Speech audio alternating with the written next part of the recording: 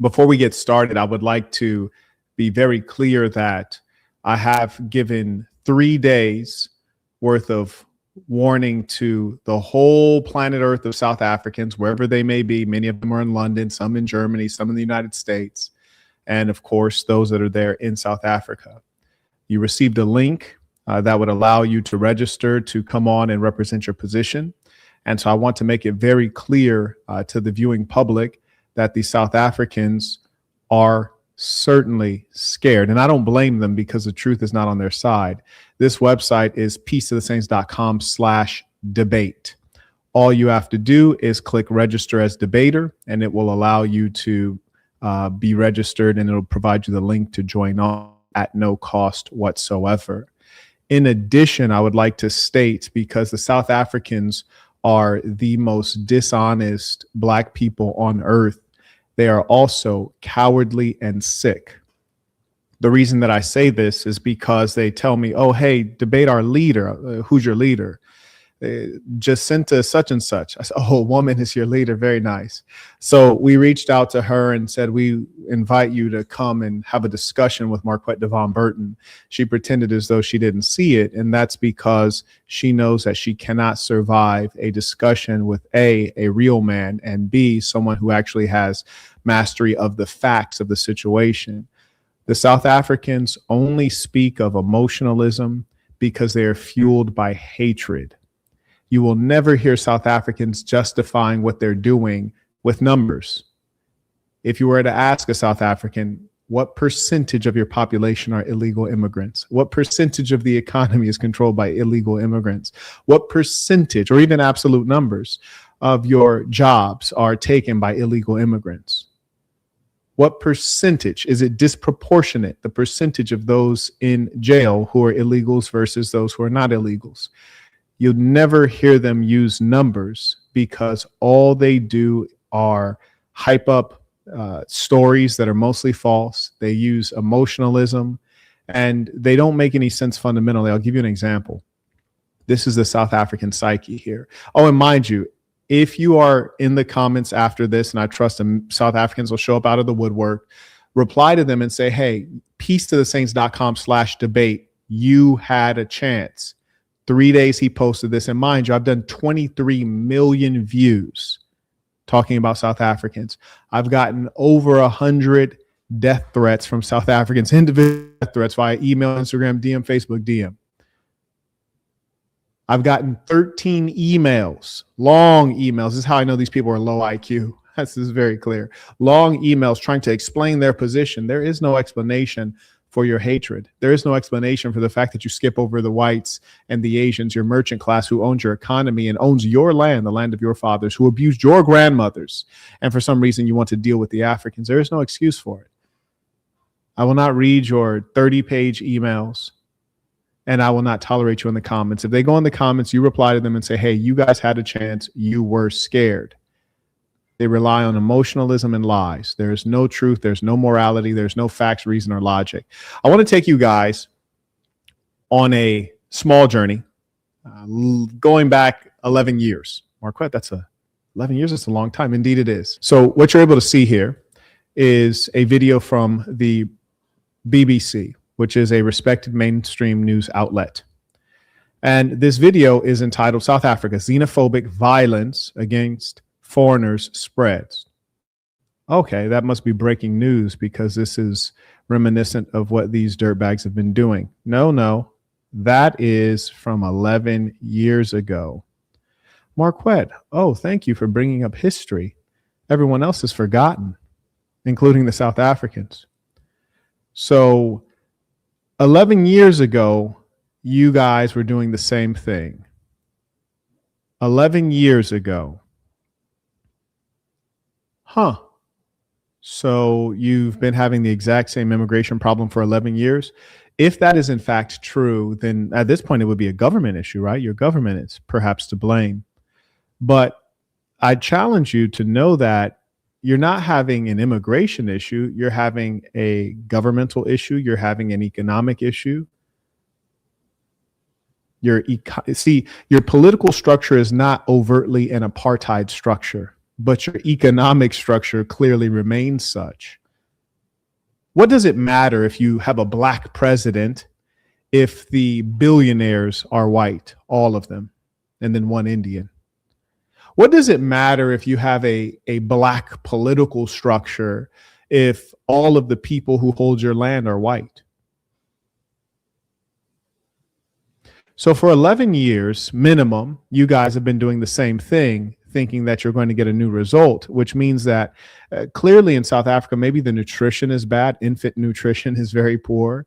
Perhaps that adversely impacts IQ, and maybe you have a poor public education, because the stupidity of thinking that your issue is immigration when there are countries like Iran who accept the highest number of refugees on earth. And this is not in a country with an enormous population. They have about 92 million, much less than the United States, which has 363 million, much less than China and India. And they get on just fine with their refugee population. And I can assure you, refugees are arriving in Iran, with much bigger problems, probably than economic migrants arrive to South Africa. It's because their government is well tooled to make sure that they can absorb these people and provide them with things that get them rolling and make them a contribution. And also the Iranians who are already there are not competing with migrants or refugees because these people are educated and skilled. The difference when you consider South Africa is that South Africans, A, your education is not very quality, and B, you guys are lazy. Marquette, what are you saying? And that South Africans always go in the comments, they repeat the same lies. These are very dishonest people. They say, oh, this American, he's never been to South Africa. Is Johannesburg in South Africa? Is Cape Town in South Africa? Is Durban in South Africa? Do 18 trips to South Africa mean anything? I've hired employees in South Africa. I've paid 6 figures in salaries in South Africa. None of that counts. Please stop it. You guys are liars. When you don't like the truth that you hear, you guys start lying immediately. That's why none of you will debate me, because when you show up, the truth obliterates you. You'll send me death threats. You'll send me emails. You'll send me DMs. But you guys learn from what happened with the last individual. Don't try to debate him. We can't win. You just look like fools. The whole world sees that you are fools. The whole world sees that you are hateful. All of Africa despises you. And I hope that the way they view you becomes increasingly negative, such that it turns them to action. We have to take action against every last one of you. I want to show you guys something that I think is particularly sad and despicable. Every time the South Africans try to lie, I want you all to remember this. Number one, they've been doing the same violence for 11 years against Black Africans. Number one, look at this comment. I'm starting to hate my own country more and more. How can South Africans be doing this to the same people who stood by our side when we fought for freedom? That's powerful. I'm going to read that again. This is how you know South Africans are lying. There are a couple honest ones. The gentleman writes, I'm starting to hate my own country more and more. How can South Africans be doing this to the same people who stood by our side when we fought for freedom? He gets it. He gets it. And he's honest, which is unique among South Africans, because they are all collectively lying. And one thing I want you guys to know, that there is a such thing as a sick society. The Germans around World War II were a sick society. The Americans of today are a sick society. The entire continent of Europe is a sick society. There is a such thing.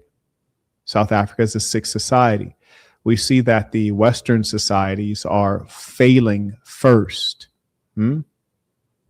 Yes, indeed. And we have quite a few things to review, all which will be indisputable facts about South Africa. A shout out to Mr. Akinmoyo and Gary and Mohammed, all supporting using the Stripe link. I appreciate you all. And may I also note, because sometimes we get hung up on the negativity, aside from the death threats that I get from South Africans, over 100, I've probably received thousands of DMs from Africans, whether they're Congolese, from Ghana, from Nigeria, from Ethiopia, from Somalia, from Kenya, from Namibia, from Mozambique, saying, brother, thank you.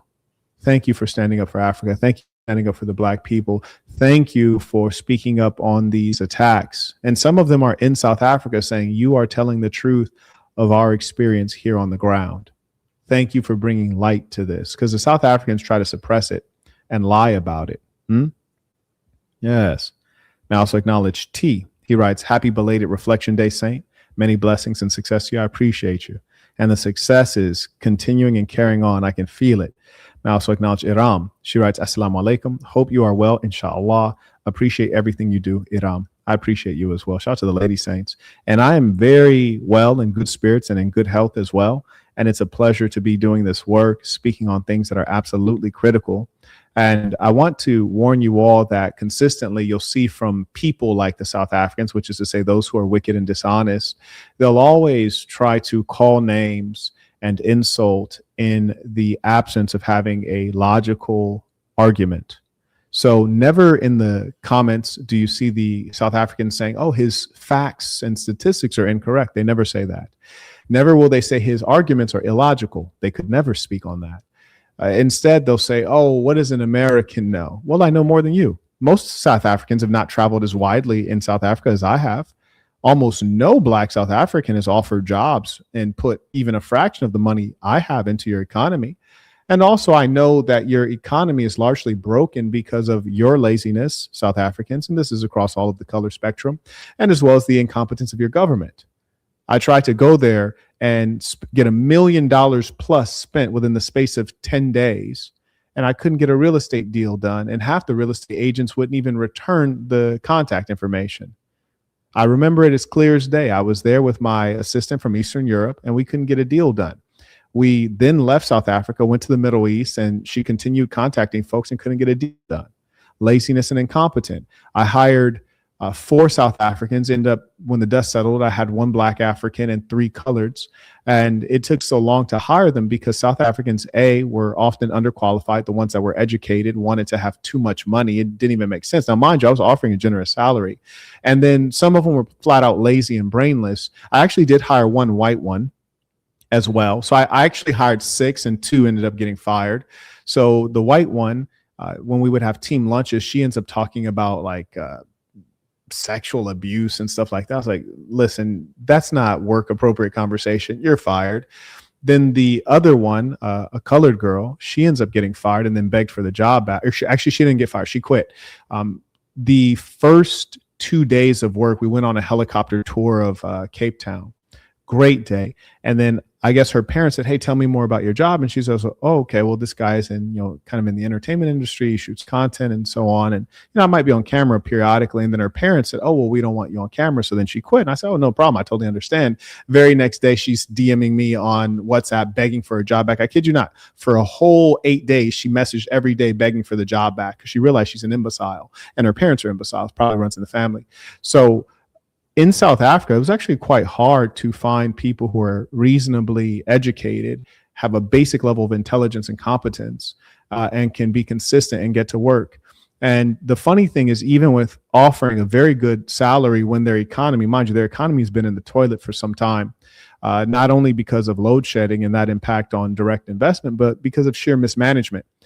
Still, you could not find South Africans who wanted to show up on time, take a fair salary and do the work. I'm sorry. And the only South Africans that I encountered who were hardworking were the older Black South Africans. And mostly I encountered them in the capacity of cleaning my beachfront flat in Durban or some other service capacity. Everyone else I dealt with was white. They were the landlords who owned the flats in Camps Bay. They owned, the house in Camps Bay. They owned the flats and the beach in Durban and the high rise and the condos in Maboni. The Blacks are completely locked out of the economy. And it is so strange that they act as though, we're all South African, we're all the same, we're all equal. This is an impossibility. You'll notice them in the comments, and every time I state a fact, they try to cover over it with lies. Your Ministry of Health points out that 1 in 5 Black South Africans have HIV/AIDS.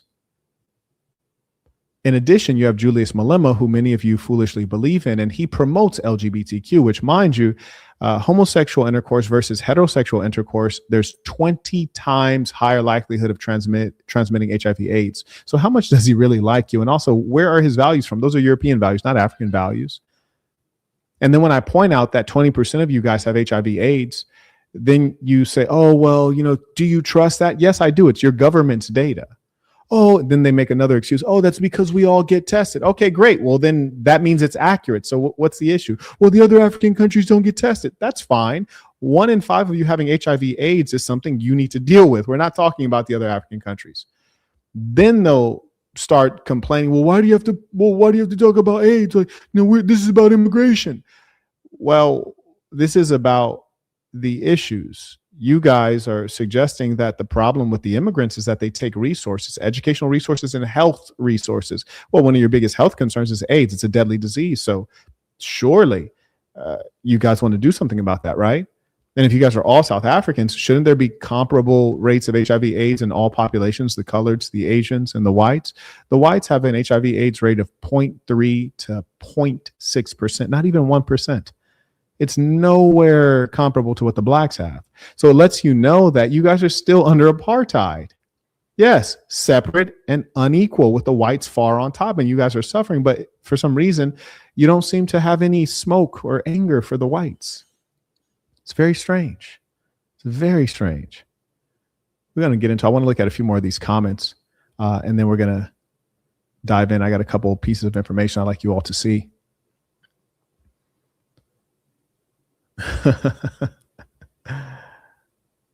This person writes, foreigners are taking their job opportunities as if they had jobs in the first place. I totally agree. The economy has much of the wealth in the hands of the whites, and they decide who gets the jobs. But I tell you one thing that's funny, and this is the low IQ of the South African, and you can even see it in their leader, Jacinta. Here's the low IQ. Pay attention. You can see videos of South Africans lobbying the Asians and the whites, saying, hey, don't hire blacks from outside of this country. Don't hire blacks from outside of this country. Okay, listen. So when the blacks from outside of your country cannot get jobs, then what do? They resort to crime. Then what do the black South Africans say? Oh, they're all criminals. You lobbied the whites and Asians not to give them jobs. Then if they commit crimes, you say they're all criminals. It's complete illogic among the black South Africans. It reeks of low IQ. It reeks of a very sophomoric understanding of the world around you. Just total idiocy. It doesn't make any sense. Look at this imbecile too. Send the link to Jacinta. We've sent it. She's scared. Like, why do we keep? Come on, you guys know there's no one who can see me in a debate, especially not a South African. They have the lowest chance of being able to measure up in a debate. Like they are the lowest of the blacks. What is the likelihood that a South African can see me in a debate? I sent it and she pretended as though she didn't get it. We all know she got it. Well, how do we know that she got it? Well, because I have 500,000 followers and I'm verified. So anytime I send a message, it's going to go to the top of your inbox. In addition to that, I've done tens of millions of views. She's seen my face. Like, we don't have to play games here. I have way more followers than her, way more of everything. The idea that she won't come on because she's making a conscious decision. No, her only decision is for self-preservation. Here it is right here. This is over a week ago. Yes. Hi, can we discuss what's happening in South Africa on live stream? Doesn't even have to be a debate, but she knows what's up. She knows what's up. She's just your run-of-the-mill, average, low IQ black South African. She knows better than to try to have a conversation with someone who's actually educated and experienced. She's a provincial, average person who finds themselves in extraordinary circumstances. And only in the context of a sick society, and I too live in a sick society, only in that context could someone like her rise up.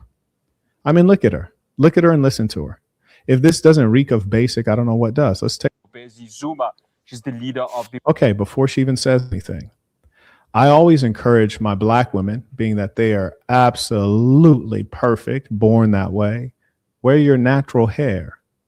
It grows up and reaches toward the sun with life. It doesn't fall dead and dangle naturally. That is not how blacks are made. But you see her here with this hair that suggests that she does not love her natural way of being, her tribe, her race. I don't know if she's Zulu or whatever she may be, but she clearly doesn't like it. Then she has the garden rakes on her eyelids. Yes. She's a good looking lady. Nice lips, nice color. She's a good looking lady.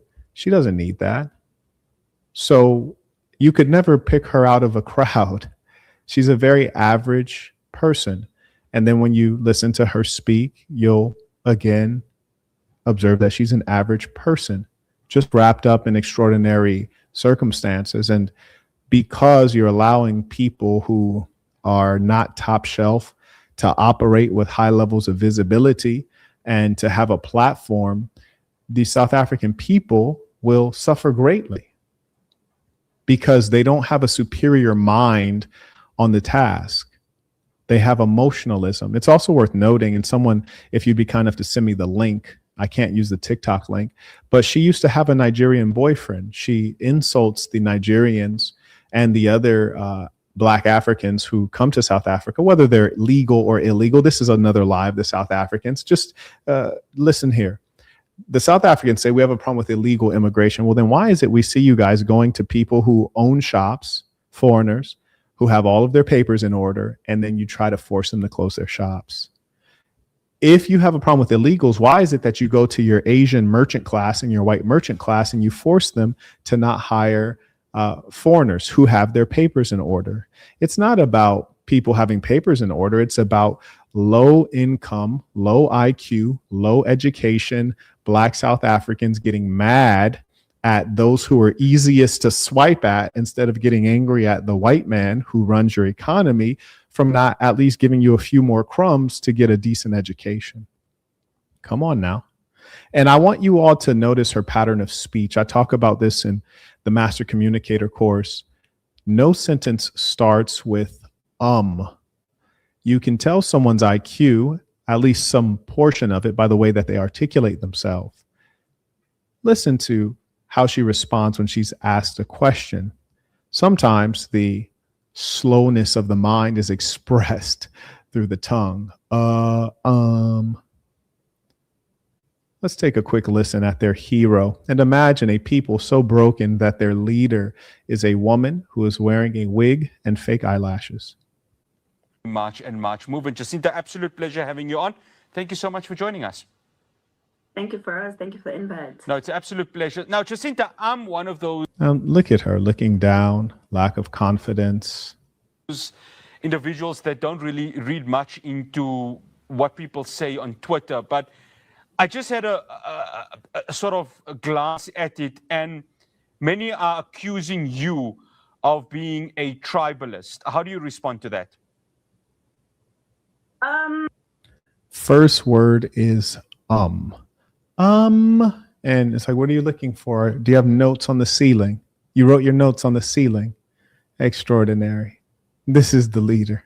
Well, I don't know if well, I don't know if having tweets from many years ago, following a trend that was there at the time.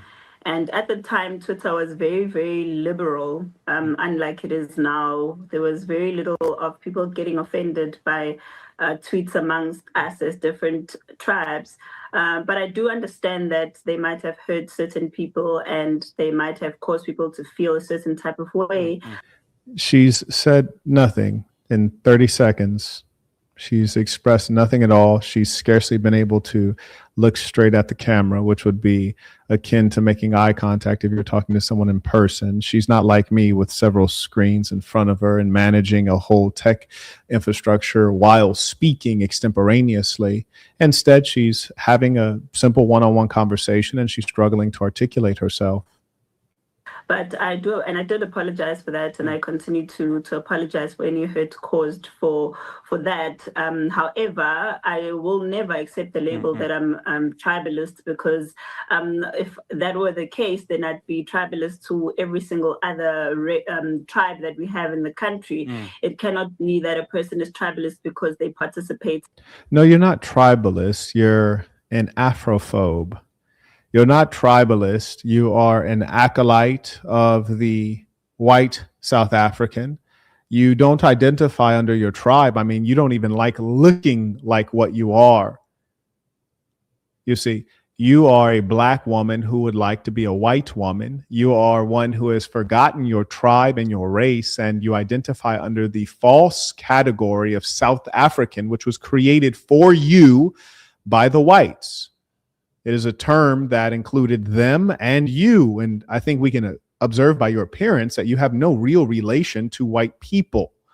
You may, in fact, be a pure black African type. Yet you identify with white South Africans who abused your grandmothers more than you identify with those who are Congolese or any of the peoples who are part of the Bantu migrations, who may share DNA with you and certainly share phenotypes with you. Yes? So no, you're not tribalist. You're anti-black. You're fundamentally anti-black. In a some banter that was amongst certain tribes. And none of those tweets, as you can see, are from a hateful point of view. It was really just banter at the time, and I have apologized. So she has claimed that their hate speech is banter. And the interviewer is giving zero pushback because, after all, he's Asian. What's he have to lose in blacks fighting blacks, right? All he needs is the ratings and the views. For that, and I'm glad to see that a lot of people are receiving the apology well. Jacinta, let's go to what we've seen this week. I don't know whether you are able to see it on your side. Attacks that have been happening now. What we're seeing on the ground from there, what people are saying is that these were meant to be xenophobic attacks. I want you to get your take on this, what we have seen this week. And mind you, the funny thing is, when this violence is occurring, the question should be, where are the South African police? Where is the South African government? They condone this wholly, and that's why this has been allowed to proceed. This is not a new thing. The organization, the hate group called Dudula, and this is a hate group that targets blacks, not whites, because every time they target whites, they get whooped and they cower. And it's existed for years on end. There is no counter group, and the South African government has not identified this as a hate group, which it clearly is. And when you observe scenes like this, no police activity, no South African bystanders stepping in, we know that we are watching a sick people enact their evil on a population that has nearly no protection except our voices. And that's why we will continue to speak up on this. I just wanted to get clarity. Besides that video, is there any other video that you... And listen to what she said, and this is so demonic. I always remind you all that the chief tool of the devil is deceit. He's showing her a video where a man is bullying, or a male is bullying an African migrant, viciously punching him. And she says, other than that video, do you have any other video? We're talking about this one. Respond to this one. I asked you to respond to this video. You see how they are so slimy, like a snake. They try to slither away. I'm going to rewind it so you can hear him say, look at this video. That's a specific request. And then she says, do you have any other videos? What? That doesn't make any sense. That's like you saying, hey, Donald Trump, we busted you for abuse of minors. Can you speak about that criminal charge? And then he says, well, do I have any other criminal charges? Irrelevant, immaterial. It's precisely what she's doing. It's a red herring. So listen, he's going to ask her about this video. Then she's going to, well, do you have any other videos? These were meant to be xenophobic attacks. I want you to get your take on this, what we have seen this week. So I just wanted to get clarity. Besides that video, is there any other video that people are making reference to as xenophobic attacks? Because I'm just going to clarify what was happening in that video. Right. Yes, please do. Please do. Go ahead. So as you can see, if there were xenophobic attacks, I think we'd see a number of videos that showcasing that. That is an unfortunate incident where a young man from KwaMashu tried to rob. So we know she's lying. The reason that we know she's lying, number one, is because her immediate response was, do you have any other videos? So we know she's lying. And consistently, we see that South Africans always have some kind of backstory to justify why there's a mob of them, generally Zulus apparently, why there's a mob of them attacking a single person. And their lie typically goes like this, and it's only because you can't verify it. So their lie goes like this. Oh, that person was stealing. That person took someone's cell phone. These are lies. Those are migrants or Nigerians or Congolese or Ethiopians or Somalis. And you guys are attacking them because they own shops. They're outperforming you. That's why you're attacking them. They have skills that you don't. They're in demand. That's why you're attacking them. South Africans seem to forget that if you don't have the skills, you can't do the job. I just find it hard to believe that an employer, mind you, I am an employer many times over, that an employer would not hire a South African if they have the skill set. They don't have the skill set, and many of them are lazy. And I know this from experience as an employer in South Africa. So now she's lying. Oh, yeah, that guy stole a cell phone. Well, Jacinta, if that's true, where are the police? Why didn't you call the police? Why is there a mob? How is it that someone steals a cell phone and all this, there's a mob around? I've never seen that in life. I trust that I've seen crime before. I grew up in a ghetto, mind you. I've never seen a mob all of a sudden assemble to give him street justice. So then why wasn't he turned over to the authorities? If that's true, you're lying. You're making up things because it cannot be verified that you're lying, except that if we have common sense, we know that a mob does not appear when a cell phone gets stolen. You're not telling the truth. And they try to provide the same explanation every time they're busted doing this stuff. People are fortunately using. Look at this mob here. She's telling us that this mob was arranged because someone took a cell phone. Please stop it. Violence against each other over an incident of theft. Look at this mob. She's claiming that was over a cell phone theft. Who could possibly believe such a thing? And if it was over a cell phone theft, we'd have to know that. That doesn't make sense in a civilization. This person should go to the courts, not be beaten up in the streets. And if you have a civilization, the people who are beating this individual in the streets should also be sent to the courts, to jail. So we see that there's something awfully fishy. Shout out to Jude. He writes, "Peace of Saints. I'm a 25-year-old man working in private credit as a fund controller in Manhattan. Money is good. I find myself working 12 to 15 hours a day, including weekends. I'd like to free up my time to build my own private equity firm based on acquiring businesses in HVAC, electrical, and plumbing. I think those are phenomenal ideas.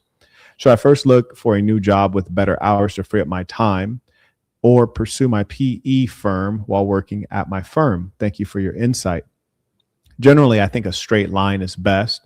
So if you can make the time to work on your own project while doing these 12 to 15 hours, 7 days a week, then I say, yes, do that. Why waste time hopping to another job? Because there's going to be a learning curve. There's going to be time to interview. It's just not sensible. So that would be my recommendation. And I wish you much luck with it. I think you're very wise, because there's no way that working 12 to 15 hours is something that you want to sustain, especially being that probably you don't have ownership in the firm, at least not enough to justify that level of work and what they're probably paying you for that level of work, right? It's good money, but it's not owner money. You're certainly working owner hours. You're working the early owner hours, like when you're early in the business and you have to invest quite a bit. And there's no doubt that the owners of a company are going to work you as hard as they can, especially if you're on salary, right? Labeled as xenophobia. I just feel like people are desperate for just a very dishonest woman. This is labeled as xenophobia. I just think that people are desperate. Notice no facts, no figures, no logic. Claims, and misnaming things. Oh, that wasn't a xenophobic mob attacking an immigrant. That was someone who stole a cell phone. Aha. Interesting. That's like looking at those times where the whites, the police officer, were sicking dogs on black women and children who were trying to go to school. And that's like saying, oh, that wasn't, they weren't sicking dogs on, people trying to go to school. They were sicking dogs on people trespassing. Those people were trespassing on property. That's what was happening. It's like, okay. Interpretive history. Shout out to Brad. He writes, only the black people love the black people. You are the greatest of men. I appreciate that. And shout out to those who have checked out the album, The Saint and the Sinner, on Spotify. We have our reggae album. You will absolutely love it. It's called Marquettism, Marquettism. And that was a reference to one of the fine tracks on there. Carrying on. Something to use and label as xenophobia. And unfortunately, that incident is not it. Jacinta, we're at a moment right now where... Now, let me ask you guys a question. If I already showed you a video from BBC 11 years ago, and it was talking about xenophobic attacks from these kinds of people like Jacinta onto black Africans, that was 11 years ago, you think that there's lies going on? You don't think that there's really xenophobic attacks if it started 11 years ago and it's been going all the way through, and you have organizations like Dadula that are years old? Come on. Come on. We don't believe your lies. Shout out to Henry, came in last night via Venmo. He writes, happy reflection day. Dropping in with some tuition, well wishes after watching your live. Happy birthday, Mark. But I appreciate you. And shout out to all the folks who sent me reflection day gifts. I really do appreciate the support and the sincerity. Carrying on. And you'll notice she said nothing of consequence. No facts, no figures, no logic. I think it's a volatile situation at this very moment. Now, I've spoken to many organizations that are very similar to yours, whether it's Operation Tutula. I had Action SA leader Herman Mashaba 2 weeks ago. Very similar topic to this. I've also had African Words Big last few months. I think, first of all, I'm just going to address what you just said about them not being happy. Consistently looking down, looking up. With us and calling us xenophobic. I honestly would be very disappointed if they were happy with us. Because you're the very beneficiaries of a system that is corrupt, that allows... She says you're the beneficiaries of a system that is corrupt. Now, this language is really fascinating because she's accusing the black migrants of being beneficiaries of a system that is corrupt. I thought that the whites were the beneficiaries of the system that is corrupt. In fact, you can trace it all the way straight from apartheid. You can trace it direct from apartheid. And black South Africans, they acknowledge that there's a disproportionate ownership of land and wealth and real estate, but they don't want to do anything about it. And that's because they're scared of those who actually hold power, the whites, not only in a true physical sense, but psychologically. They're psychologically terrified. The scars of colonialism are still there and still quite fresh, those wounds. That's what's going on. You have a people who have been so crushed that their psychology fears a minority. That's how badly crushed they've been. It's really quite an embarrassment to the South Africans in particular and black people in general. And we must chastise our own. The blacks must have a house cleaning, and the South Africans are the ones that need to be cleaned up.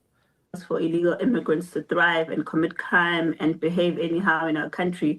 So of course you're not going to be happy with us because we're calling for law and order in our own country. So unless they were sitting there talking about... Now here's the hypocrisy. If you were calling for law and order, why didn't you condemn the mobs that were beating those people? You're not calling for law and order. About their own countries and how to improve them, then I think them and I can sit down and have a valid conversation about how do we contribute. And what's her background? What's her education? I have an eerie feeling that she's just a woman who's a hateful person and was the loudest, big mouth, negative hate speaker. And she rose to the top as a result, and largely has to be a result of the South African male being so weak, because I don't think historically we know of any examples where women were the leaders of men and things went well. Into them making their own countries a better place so that they can go back there and live there. Because I feel like, honestly, Yeah. Why didn't she ever talk about the whites? And I want you guys to notice something that's very important. You got the Asian guy interviewing her, but they never mentioned the whites. And that's the elephant, the albino elephant in the room. This is a critical thing because the whites don't own a little bit of the economy. They don't own a disproportionate amount of the economy. They own a gargantuan percentage of the economy. And we have to ask, why are you not addressing the whites? Why, if you want a fairer economy, if you want more access to resources, the whites have the resources. Why are we not talking about that?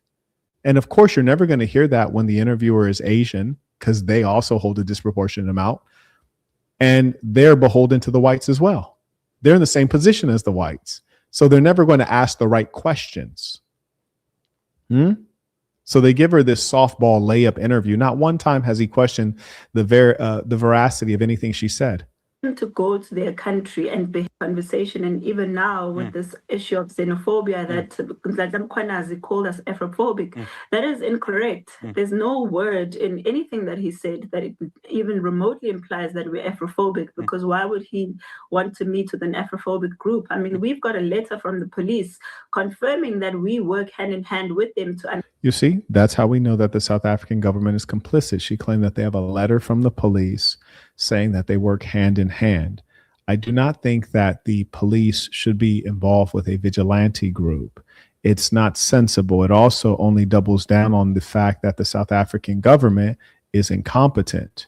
And if they were competent, they wouldn't need a vigilante group. What really is the case is that the South African politicians realize that the average South African is terribly uneducated, clearly low IQ and low EQ. And as a result, they can be manipulated into believing that these poor blacks are the reason that they suffer in their country. But they've not observed the fact that they've always been suffering in their country. Ever since there's a place called South Africa, they've been suffering ever since then.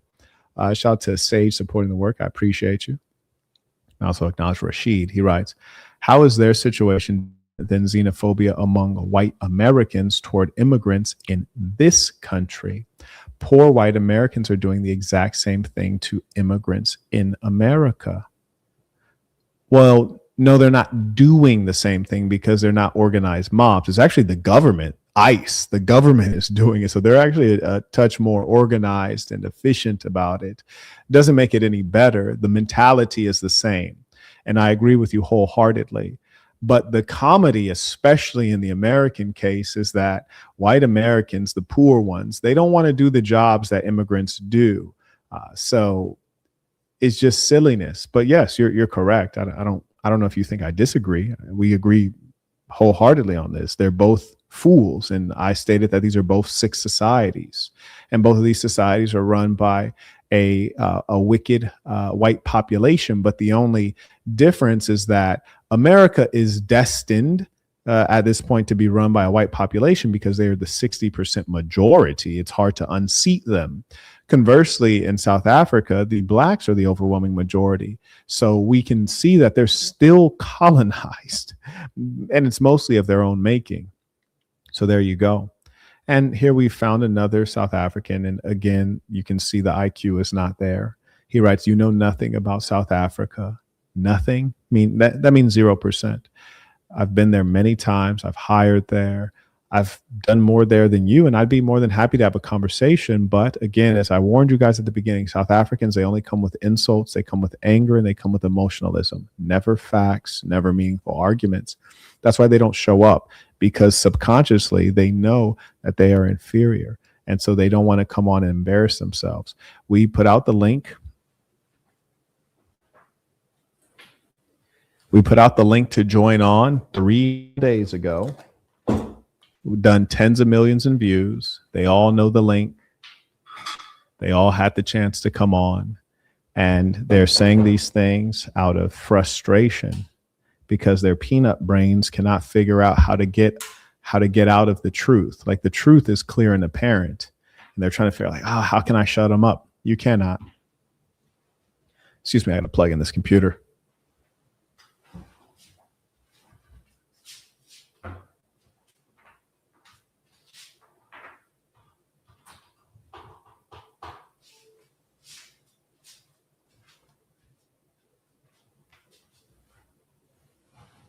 Someone in the live chat wrote they don't like to hear the truth. Oh, it's worse than that. No, they hate to hear the truth. They hate to hear the truth. They are the most dishonest, unreasonable group of people on earth. And they're liars. This is something I always point out to you. You can tell that someone is a devil because they're liars. Look at this person right here. They write, "Your IQ is low, my friend. I can challenge you." I mean, they say the most ludicrous things. They say the most ludicrous things. Oh my goodness. My goodness. And this is a typical South African for you. And that's why they still remain under the yoke of the white enslaver, because they're just so very low IQ. Yes, right. South Africans are scared to debate. 100%. 100%. I put the link out for 3 days. Why are you guys pretending as though you want to debate now? You don't want to debate. You guys don't want that. I'll give you the link right now. You debate. Stop pretending. And you know, the funny thing is, in their fear, there's the link right there, peaceofsaints.com/debate. Look at this. And here's the pathology of them. Right? It's pointless to argue with a fool like you. Now, this is quite strange because it's pointless to speak with me, but they're here watching. All of them, they're here watching. When the live stream ends, they'll be in the comments talking. They'll say that it's pointless, yet they'll still be there trying to spread propaganda. And the reason that they try to spread propaganda is because they don't want the world to know who they are and what they are. Because when we know who they are and what they are, we will begin to treat them according to these facts. And so they try to cover over it, and they use a blanket of propaganda, lies, counter accusations, misleading, insults. They try to silence you. And one thing they'll never do is they'll never come on and have a reasoned discussion, because they know we have all of your crimes on video. Not all of them. We have enough of your crimes on videotape. We have them on. We have them recorded in video, South Africans. So when you try to deny and when you try to defend your wickedness, all we have to do is say, hey, here's a video of what you guys are doing. And then you immediately look foolish. And that is why you hide in the comments. You hide in the live chat. and you level your petty insults, but you never come on. You have a clear opportunity to come on right this very moment. And then you guys will be in the comments afterwards saying, oh, I wish I could have joined. I saw this on another video I did debating South Africans. They were all in the comments saying, oh, let me come on. Let me come on. I can get him. I can do it. I wish he would have let me come on. I wish I was free when he was doing this. That's why I did it in the morning. Everyone knows that my live streams are usually around 8 to 9 p.m. Eastern Standard Time at night. East Coast time in the United States at night. That would be too late for South Africans. So I did this one in the morning so you guys would have a chance. No excuse. But your whole country is terrified of me, and they absolutely should be, because I've issued a fatwa that you all be treated like the scoundrels that you are. So as I said, if you're not going to come on and debate, just sit there and be silent. Yes? Just sit there and be silent. Don't waste everyone's time babbling. We've heard enough from South Africans. Like, there's no one benefits from hearing you guys talk. Now, back to one of you right here. Back to your female, your woman king. Cover the crimes that are committed by foreign nationals, and they acknowledge and you know, the comedy is she just keeps repeating her same lies. And this is the height of propaganda. Repeat, repeat, repeat. She's only actually forwarded 2 ideas. She said they need to go back to their countries, and she said they commit crimes. No logic, no justification, no facts, no figures. She's not used numbers one time. And this is how we know she's a liar. If there was any truth to what she was saying, she'd say, hey, you know, the likelihood of an immigrant committing a crime versus a natural born true South African, the immigrants are 15 times more likely to commit a crime. So we have a real concern here. But she never talks like that because she has no data. Conversely, I did an interview on Nigerian television station yesterday. When you listen to me speak, it's all facts and figures.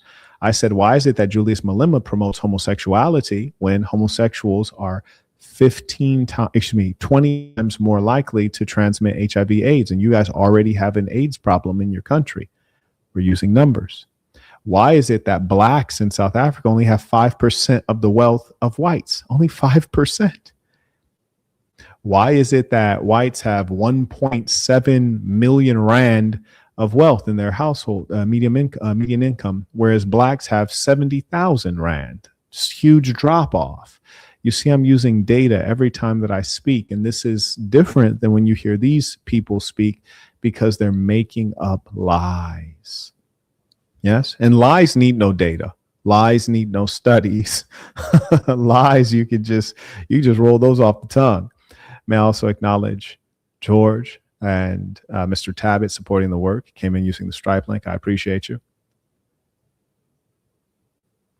So we're caught up with the folks on Super Chat, I believe. Yes, indeed. And thank you to the folks who actually do support this work. I really do appreciate you. You know, I could be speaking about more mainstream topics like the beef between DJ Vlad and Lil Boosie, probably get more support, but I wanted to talk about these things that are actually critical to the good peoples of the earth. The South Africans are not a good people. They are a bad people. And it's important to speak up on this because the African Union has been quiet. The South African government condones it. The Trump government, who's supposedly so concerned with, you know, bad things happening in South Africa, they've completely ignored it. Wouldn't even be surprised if they were funding it. And also we see that you have a female leadership, right? We have a female who's displaying physical signs of self-hatred. She's disrupting the natural order, which is male leadership. So everything about this reeks of the devil. You had King Shaka Zulu, right? It wasn't Queen Shaka Zulu, right? Let's live in the natural way. Accept and appreciate the work that we do here. So I don't think he was saying we were indeed xenophobic as they claim. Why would we have police surrounding us every single? And see, this is the low IQ. That was not a logical statement. She said, if we are xenophobic, why would we have police surrounding us? Maybe because the police are xenophobic. Maybe because the government condones xenophobia. Well, that's not logical. Her logic suggests that it's impossible for the police or the government to be xenophobic. I mean, that's not sensible. There have been entire governments that are xenophobic, like the American government, the German government, the apartheid South African government, past and present. Come on. May I acknowledge Rashid? He writes, everyone has a tribal mentality. It's a survival mechanism. I can understand why poor/middle class white Americans don't like Asians and Indians in the tech industry. People rarely go after the people in power.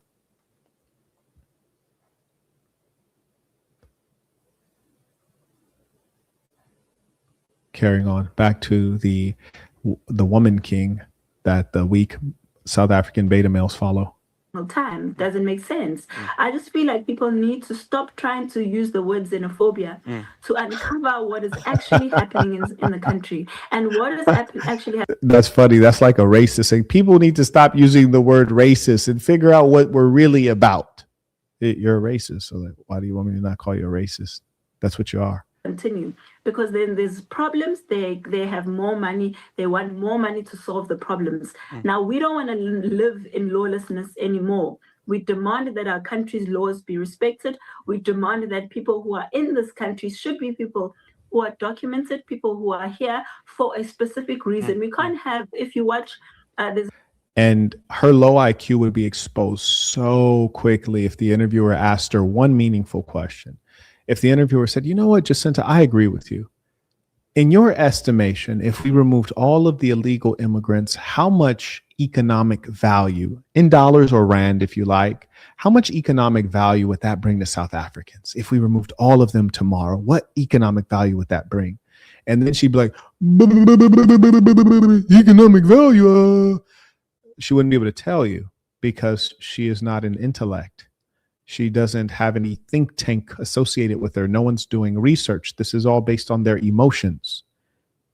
There's no thinking behind this. You see, I almost wish that we could wave a wand and remove all of the illegal immigrants in South Africa and they could see basic experiences in life collapse because they have illegal immigrants who in some cases are highly skilled. They're mechanics. They do meaningful jobs. They're woodworkers. They're carpenters.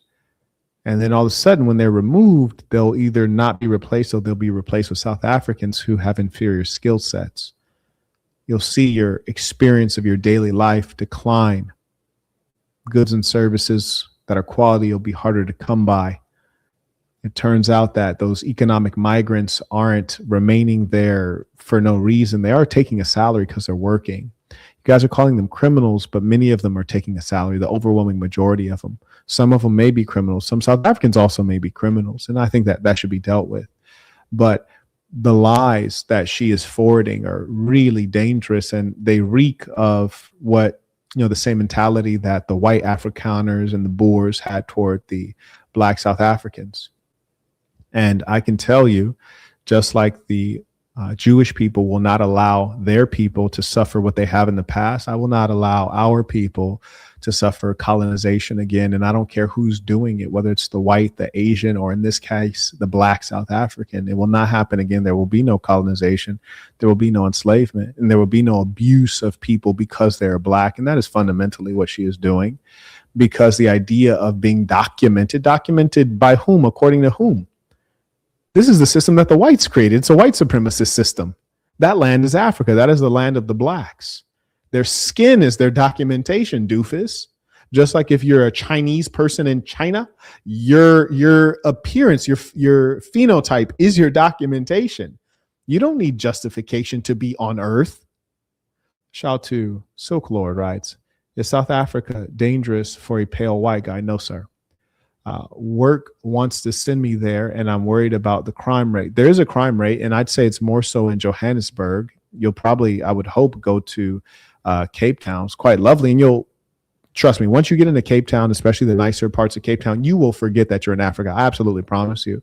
There have been many times in Cape Town that I was the only Black person around, except for the people serving and cleaning.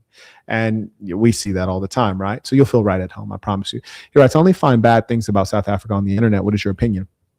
I was considering buying land and or a home there, and I was shopping in Camps Bay. And the only challenge was the South Africans are lazy, generally speaking. So it's hard to get a real estate agent who could get the deal done. And then number two, they had load shedding. And so the idea of spending $2.3 million on a home, a nice home in Camps Bay, which is, beachfront essentially in Cape Town, the idea of spending $2.3 million US dollars minimum, and then periodically your electricity goes out. You have to go into a generator. And that's like just accepted as normal. That's a bit annoying. But aside from that, you have absolutely gorgeous women all over the place. And it doesn't matter what flavor you like them, white, Asian, mixed, Black, they're there and they're gorgeous, and they're low income. So that makes it easier for you.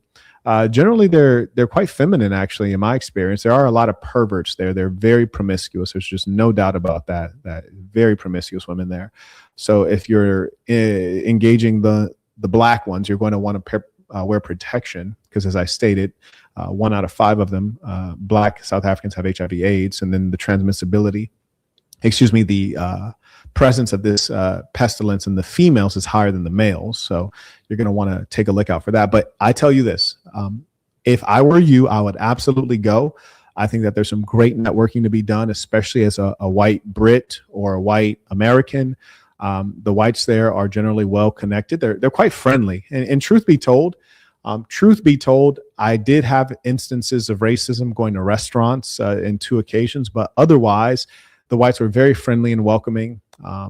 Maybe it was a classist thing in terms of them being friendly and welcoming, but I had overwhelmingly good experiences. And remember, I've been there a ton of times, and it was just at 2 restaurants in a particular neighborhood in Cape Town, but otherwise they've been very friendly. I think you'll have a good time. I really do.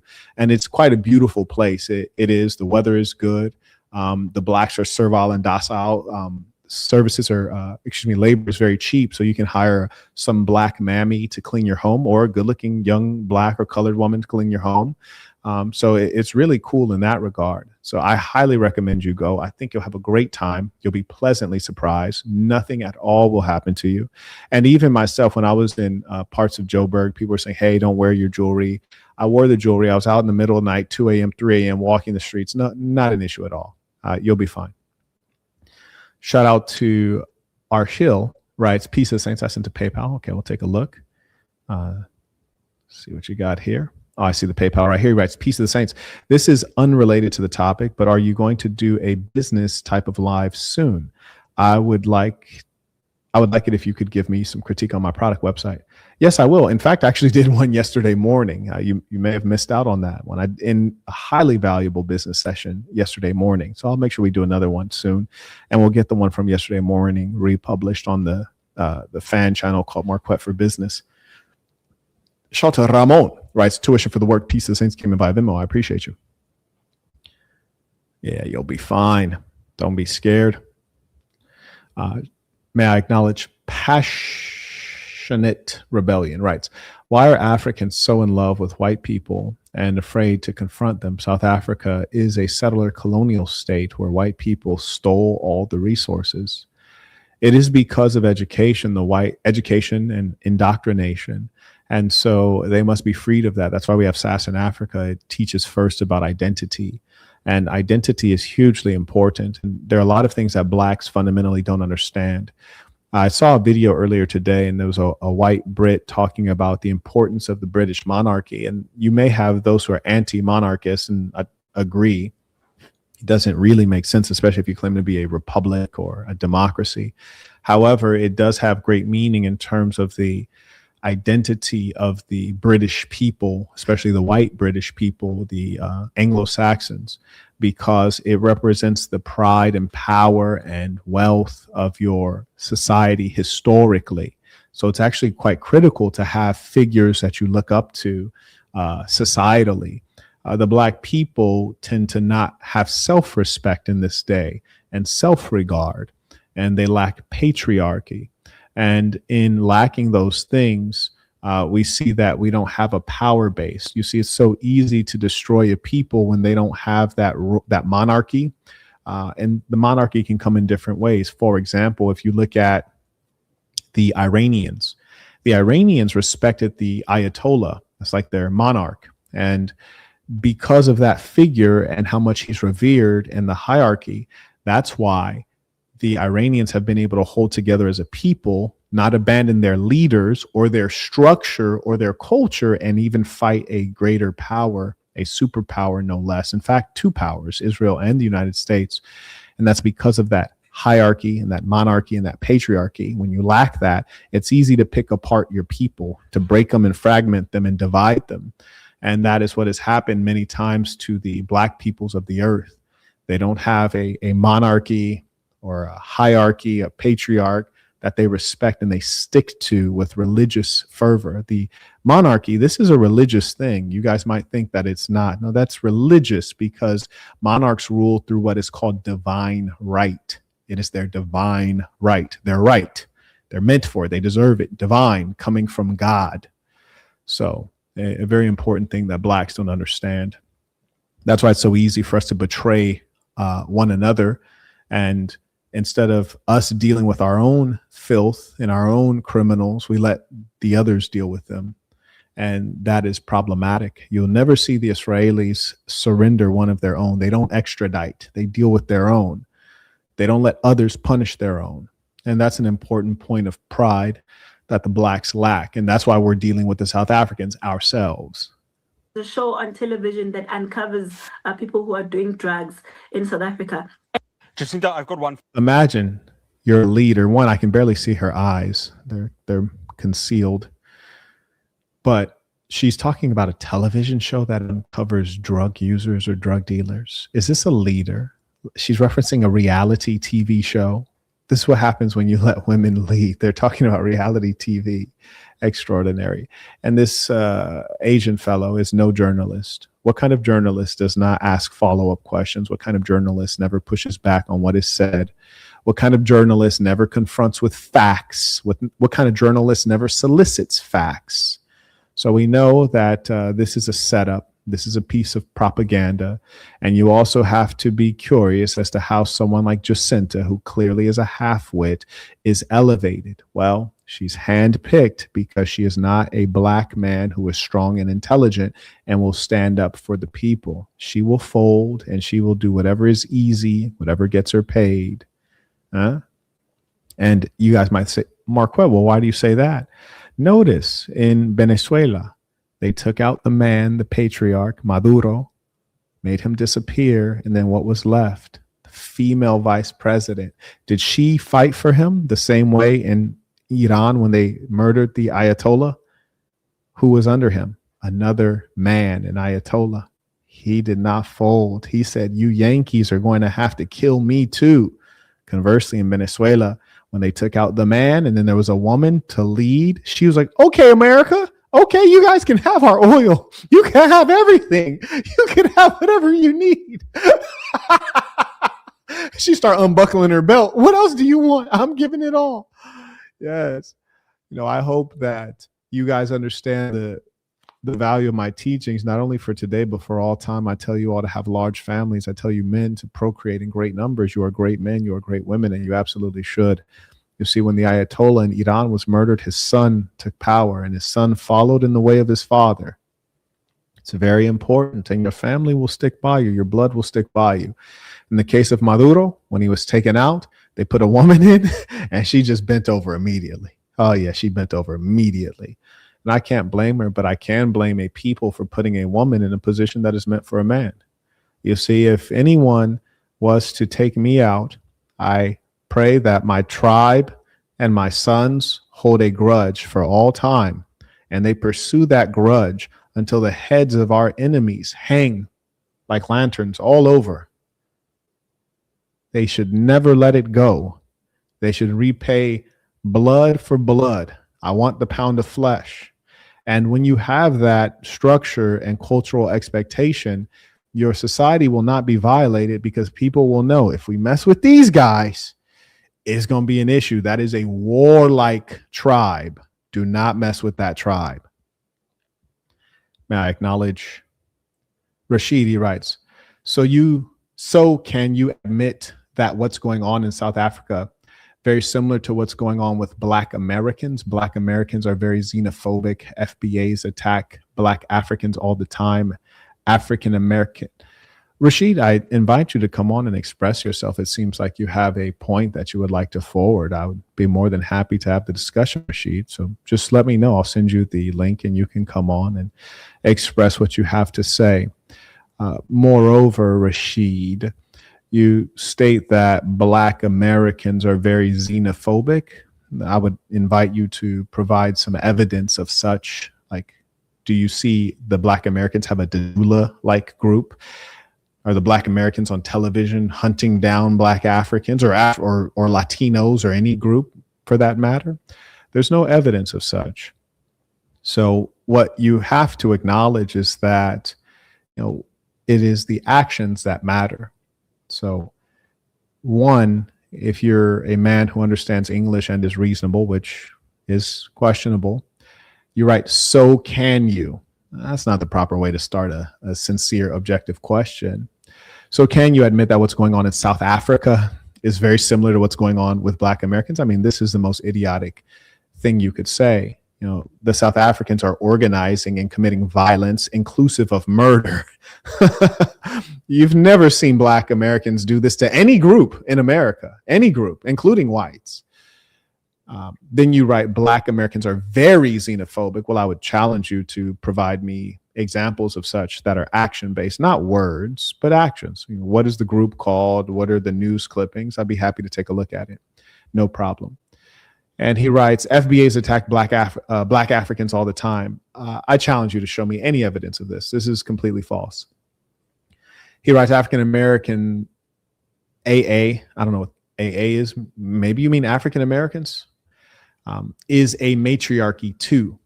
And I agree with you there. That is the one sensible thing in your message. Everything else was complete idiocy. And that was the one sensible thing.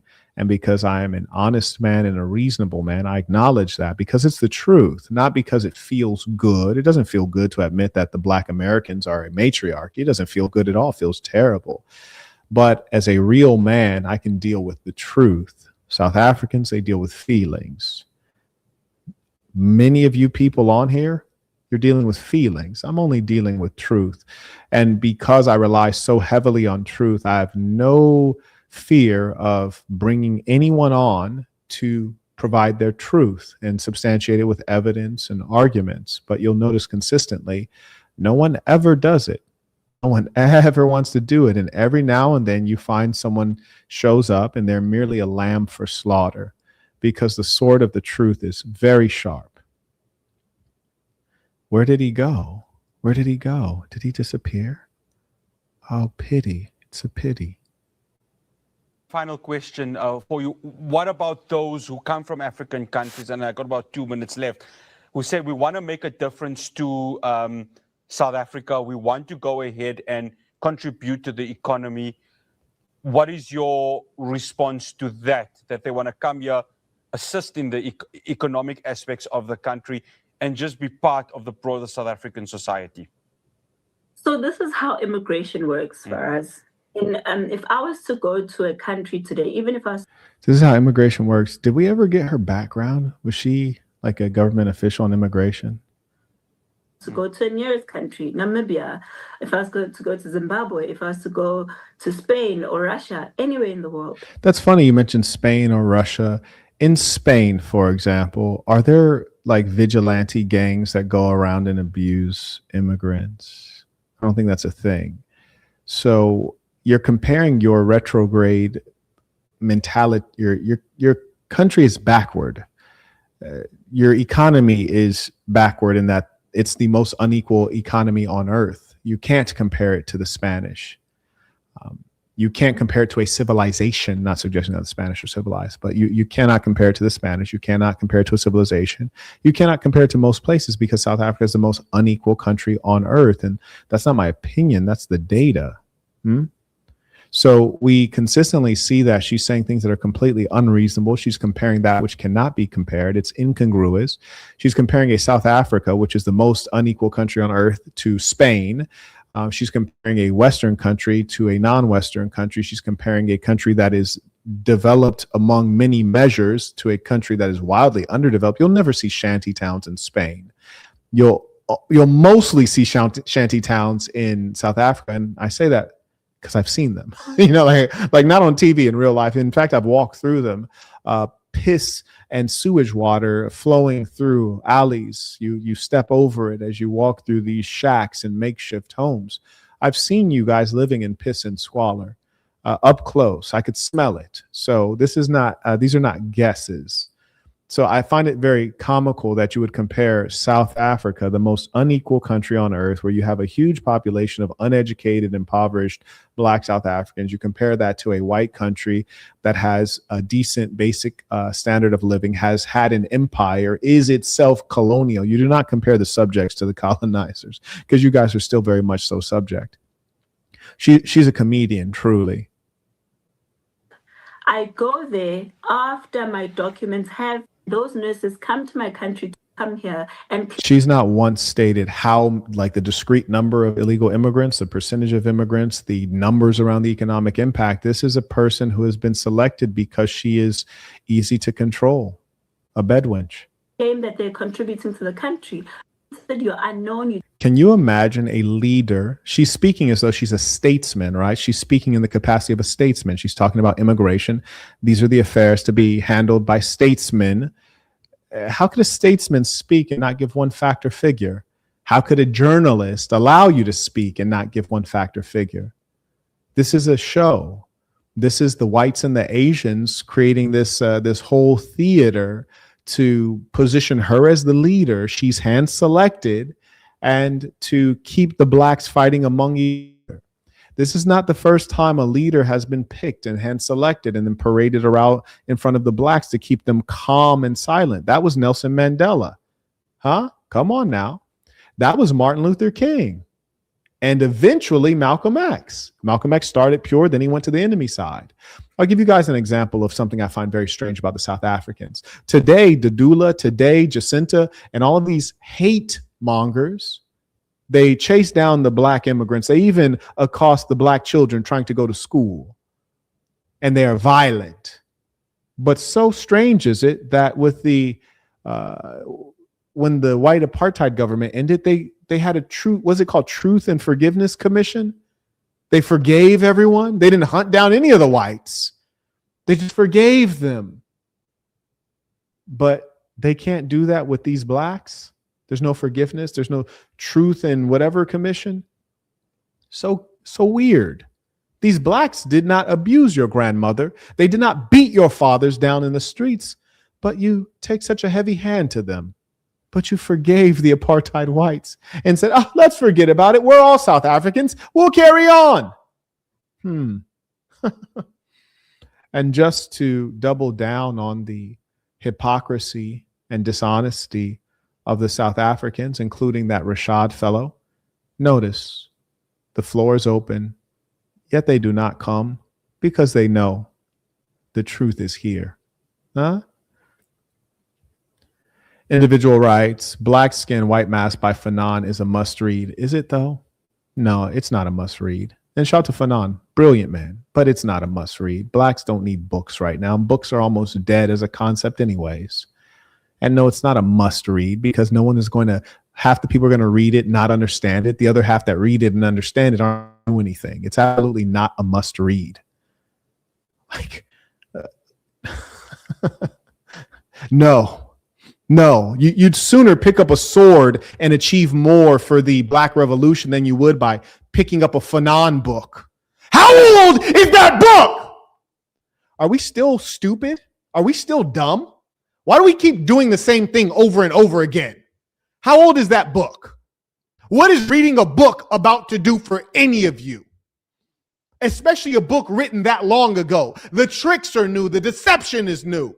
You think a 50-year-old book is about to save somebody? Are you guys not learning anything? Wow. I just want to pull that up for you guys real quick so I can show you what this brother believes is about to save you. It's not organization. I got SASN Africa. We got SASN Asia. We have the SASN global throughout the West. It's not an organization of men and women who are militant and focused. That's not going to save you. No, it's a book. This book right here, Black Skin, White Mask, Fanon, is a must read. Let's see.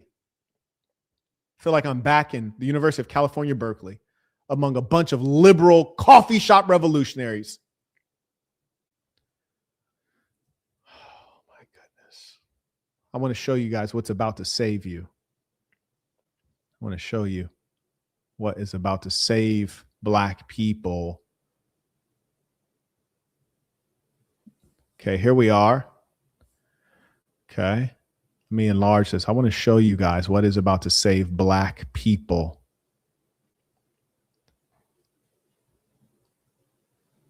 A book to save us. This is called Black Skin, White Mask, Frantz Fanon, author of The Wretched of the Earth. Publication date 2008. That cannot be true. That's not when this book was originally published. So let's Google. Google it. It's how people of the future talk. They don't ever think. They just Google it. You can't even ask anyone anything in the future. They just like, Google it. When was... Okay, great. Black Skin, White Mask. Let me make sure that this is enlarged so that you guys can see what I'm saying. Okay, great. It's already enlarged. Okay, pay attention, folks. Black Skin, White Mask by Frantz Fanon was published in French. So that's fascinating. So, dude's first language is French. He's about to speak to the issues of today. The book is published in 1952. So let's just round that up to 1960, make it 8 years more recent. 40, that would be 2000, the year 2000, right? Plus 26, that would be 66 years. And then we can add back that 8 if we want and call it 72. 72 years ago. Yes, 72 years ago, a 72-year-old effing book written by a dude in French is about to help you understand today's world. Oh, gosh. I sometimes want to cry. at the stupidity. Because that's probably an intelligent person who wrote that. He's not a stupid person. He's an intelligent person. But the problem is that you need the intelligence. You also need some testosterone. We don't have the testosterone. That's why when it's time to pick up the sword, we want to pick up a book. It's time to pick up the sword. We want to pick up a book. That's why nothing ever changes. Because when you guys are trying to spread knowledge when it's time to shed blood. You want to have a conversation when you're talking to someone whose ears are not sympathetic to your begging. What is the likelihood that any amount of knowledge could persuade the dishonest, demonic South Africans? These are people who stopped Black women from getting health services in hospital. These are people who stopped Black children from entering the schoolhouse. What level of knowledge can appeal to them? What level of knowledge could persuade a white racist to stop being racist? What level of knowledge could persuade a white South African to give up some of their wealth to share with your Black ass? What level of knowledge could accomplish any of that? We have enough knowledge. I promise you. I absolutely promise you. We have enough knowledge. And let me just repeat this again. And you guys will never, most of you will never respect me at the level that you really should. Remember, I've been driving all the cars I want. I've had all the money I could ever imagine, the houses and all of this stuff. There's only downside for me. Trying to help you N-words, there's only downside for me. I'm already winning. It only goes down for me. Trying to help you guys, it only goes down. I don't benefit. I don't get richer. I lose money. I lose opportunities. It only goes down for me. Trying to lift you up brings me down. It does not enhance me whatsoever trying to help any of you N-words.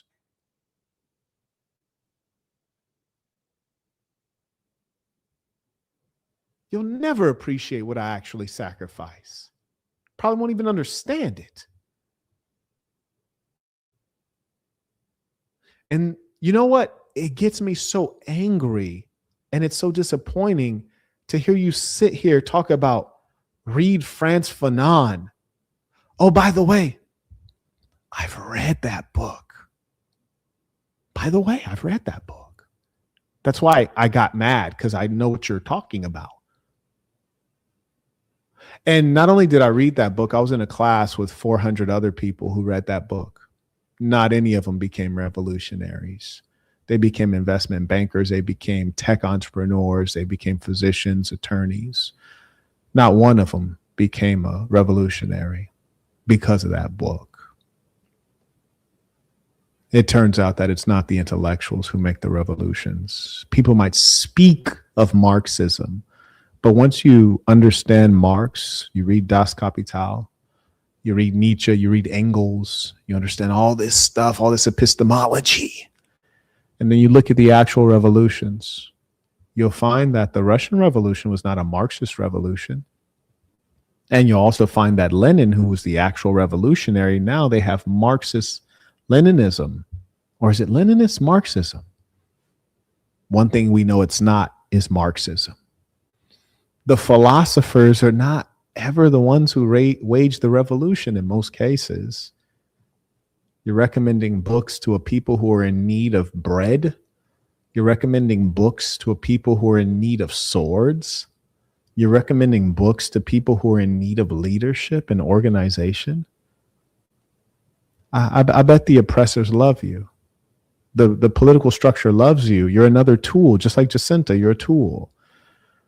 Just like most of the people you see on YouTube, they're tools. We all know that change happens through either the direct exercise of force or the ability to exercise force. People claim that Mahatma Gandhi, this guy he's also a racist and an abuser of women. It's all documented, but they claim that he was a nonviolent pacifist.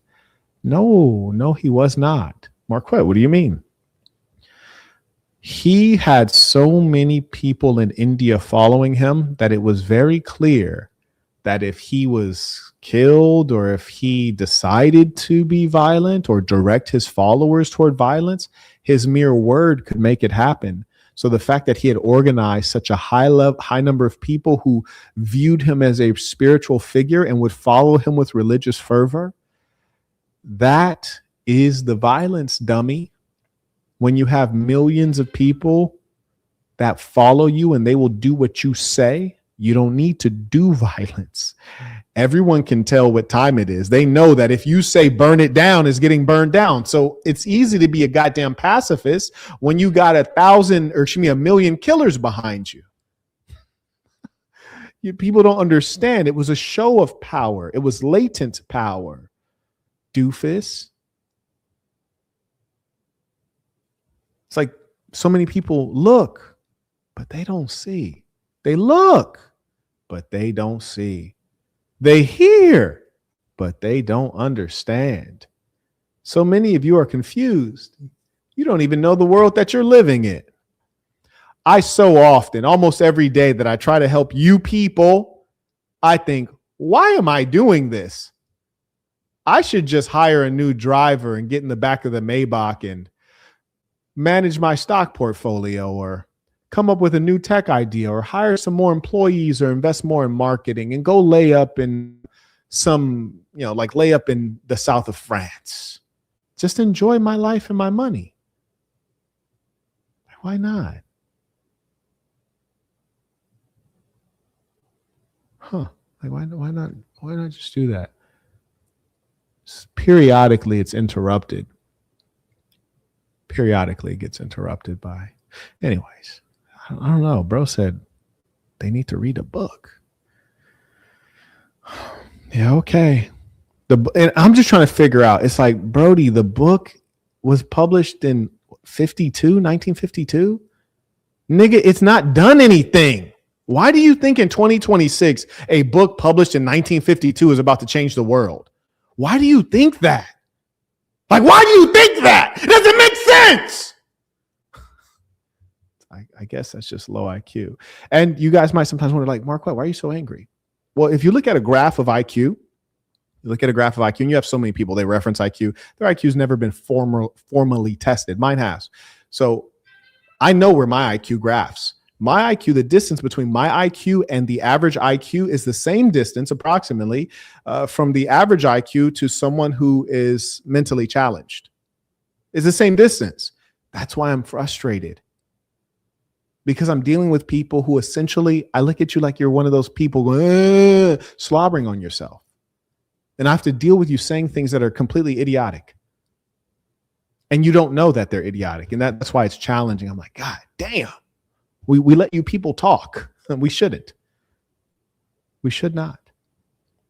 You guys always believe and think the wrong things. You think Gandhi was a great guy who's a pacifist. No, actually, he had huge amounts of latent power. He was a racist and a misogynist, in actual fact. You guys don't do any research. You say, hey, read this book from 1952. That's going to change everything. But it didn't even change anything in 1952. Why the hell would it change something in 2026? The world is so different. What are you talking about? Good Lord. What are you talking about? It's like, stop. He writes, Frantz Fanon was literally calling for violence against white colonizers of Africa. You fool. You can pick up a book in one hand and a sword with the other. What are the chances that the guy who's calling me a fool and recommending a book from 1952 that did all of what? I'll give you a chance because, again, I've read the book. I'll give you a chance. And mind you, this guy also knows he can come online, but he chooses not to. He chooses to remain in the comments. But I'll give you a chance. Would you identify which revolution that Frantz Fanon was the seed of which revolution? Please don't say Algeria, because that would be wrong. I'm just giving you a warning to help you out so you don't look foolish. Which revolution? Please. I like this. And he writes, you didn't read the book. Tell us what it's about. I'll make you a deal. Come on live stream and I will tell you what it's about. And my hands are here, so I can't research it. Come on live stream and I will tell you what the book is about. We'll have a book discussion. You and I. We'll have a book discussion. You see, obviously, maybe you didn't go to university, but you probably forgot. I went to the University of California, Berkeley. I took a degree in political science. This is a basic text. My hands are here. So come on live stream. We'll discuss the book. We'll discuss this book. We won't discuss anything else. And I'll keep my hands up so you know that I'm not researching. Give you a little bit of time. All you have to do is go to peaceofsaints.com/debate and click that, and it'll give you the link to join on, and we'll discuss the book. Wait, let's see. Where is he? He writes, if you can tell me what it's about. We know he's not going to come on. So sad, so sad. And I always give these guys the chance to embarrass me, and they never want to do it. It hurts my heart because I always give you guys a chance to embarrass me. Here's the really cool thing. This man has the opportunity to come on and embarrass me right now, because I want to be very clear. I claimed, it's not verified yet. I claimed that I read this book. I claimed that I read it. And he's saying you didn't read it. And I'm claiming that I did. And he has a chance to prove me wrong and embarrass me. And as I'm talking and I'm not researching it. And so all he has to do is come on, then I'll bring him on screen, and then he can say, hey, Marquette, well, what's the book about? Genius, since you read it. And then since I didn't read it, I'll be like, oh man, I'm embarrassed. There's 1,000 people watching. I didn't read it. And now like I'm embarrassed. Oh, look at this. He writes, I gave you my offer. No, I gave you my offer first, actually. My offer came first. So what's going on? You have a great opportunity to embarrass me. Like, please take it. Do you know how long people have waited to embarrass me? They've been waiting. There's no scandals. People have been waiting to embarrass me. Like, they even make up things. But you can demonstrate the truth, like live in HD in front of everybody. Come on and embarrass me. People are saying you're scared. People are saying you're scared. I mean, if your whole bit is Marquette, you didn't read the book. And I'm saying, come on live stream. I will discuss the book with you right now in real time. To expose me, all you have to do is click the link. Bro said, quit typing. My hand's like still like literally right here. All you have to do is come on real time and discuss it. The funny thing too is like, I might be really smart, but I'm not smart enough to have this full conversation with you and like type at the same time and read the book summary. I mean, come on, that's ridiculous. Also, this is a fairly pedantic work. You're not going to just read it while you're talking. So come on. Where is he? Where is he? Oh, they say he's a coward. They says he's scared. What's there to be scared of, though? Just prove me wrong. Yeah, I agree. They never turn up. They never turn up. It's a shame, too. It's really a shame because you know what? I've claimed that I've read a lot of books. So I claim that I read Das Kapital. That is a very dense work. That would be a good one to challenge me on. Frankly, that one's more complex. That would be a good one to challenge me on. Just like, why are you not coming? Pause. Stop being a coward. Yeah, I agree. Like, I'm here to discuss it. You know what I think you think? I think you're thinking, okay, well, Marquette went to the University of California, Berkeley. Very liberal school. Certainly the kind of school that would have you read Fanon, especially if you're taking a degree in political science, which in the context of political science, you'd probably read this work, but especially if there's a social science requirement or world or a history requirement, something like, I don't know, like maybe you'd probably read this work. It seemed like probably a fundamental basic text that you would read in political science at a liberal institution like Berkeley. So maybe he actually has read it, and Marquette is calculating that if I come on and then he discusses it with me, not only has he read it, he knows it well, and then he'll make me look stupid and also at the same time make himself look smart and knowledgeable. And I'm not going to give him that chance. Like maybe Marquette is setting me up with a trap here. Or maybe I'm completely BSing. And all the years you've watched me on YouTube, all the knowledge I've poured out, maybe I haven't read books. Maybe I'm not well read. Maybe I went to Berkeley and Johns Hopkins, and maybe I did a 4-year degree in 3 years by just a pure fit of luck. Maybe I had a nearly perfect SAT score coming out of a high school that was complete rubbish. Maybe I did that maybe I started Berkeley at age 18 as a junior. Maybe I did that, cheated or something. What's going on? Like maybe Marquette went from the mud to being extremely successful just was a luck. maybe all of this stuff that Marquette says he does is not true. It's lies. Maybe. Like, come on. Why won't he come? Why won't he come? Do you think I care about your illiterate following? They're illiterate now? This guy just saying crazy stuff. They're illiterate because you're mad. Everybody's illiterate. I see. You're just begging people not to read. What? You lost all credibility with me. Revolutionaries were overwhelmingly highly read people. Okay, buddy. That's all cool, but come on and prove me wrong. Fanon, we want to have a discussion. Why not? You read the book. I read the book. Let's have a discussion. You know what's funny? You know what's funny? You know what I think happened? I think he has not read the book. I think that he actually has heard of the book and like wants to sound smart. And so he recommended the book, but he hasn't read the book. So if he comes on for a discussion, then it'll be exposed that he, in fact, hasn't read the book. But I'll tell you what's very clear is Marquette Devon Burton at this current time is offering you to come on and discuss a book that you said is important.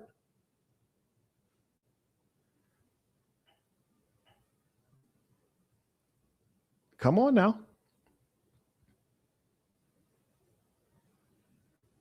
This person writes, we all know Americans are the most ignorant people ever. There you go. And I'm American. So I probably haven't read the book. I probably got through a degree at the University of California, Berkeley in political science, took courses in philosophy, sociology, and politics. And I majored in, focused on fascist regimes. I had an emphasis on that. And somehow I made it through and I didn't read Fanon. Because it's not like you take a course at Berkeley and your professor, it's not like they wouldn't assign you 13 books per course. So I didn't read that one. Never even heard of Fanon. That's why I got so mad and passionate when you brought it up, because I don't know what you're referencing. I'm completely oblivious. That's why before I even brought it up, I told you how old the book was, because I never even heard of it, because it's completely new to me. You're saying things that are new. This is how you know you're dealing with people who are uneducated. This is what we're dealing with on the internet. People who are uneducated. The dude has never read the book. He's heard of the title. He probably saw a summary of Spark Notes on YouTube. And now he's backed into a corner because I said, if you know, come on down. Come on down. Listen, no one will ever be this confident for no reason. And remember, I've been in the public eye on YouTube for what, 6 years now, 7 years now. You never once seen me come unprepared. You never once see me try to bluff my way out of a situation. I'm the best because I deliver the goods every time, little buddy. Every single time. That's why I'm the best. Because I got it here. That's why I'm the best.